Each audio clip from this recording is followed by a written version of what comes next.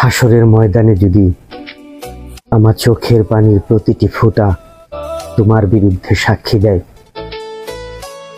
তবে কি তুমি পারবে সেই সাক্ষ্য অস্বীকার করতে? সাক্ষী শুধু আমার চোখের অশ্রু নয়, আমার প্রতিটি দীর্ঘশ্বাস, প্রতিটি কষ্ট লিপিবদ্ধকারী ফেরেশতারাও দেবে। মনে রেখো, তুমি আমার এমন জায়গায় আঘাত করেছিলে যা শুধু আমার হৃদয় নয়, আমার রূহ পর্যন্ত কাঁপিয়ে দিয়েছিল। মানুষের কাছে হয়তো অনেক কিছু লুকানো যায়, কিন্তু সৃষ্টিকর্তার কাছে কোনো কষ্ট, কোনো দীর্ঘশ্বাস, কোনো চোখের পানি অদৃশ্য নয়। একদিন প্রতিটি অশ্রুর হিসাব হবে, আর প্রতিটি অবিচারের বিচারও হবে, ইনশাআল্লাহ।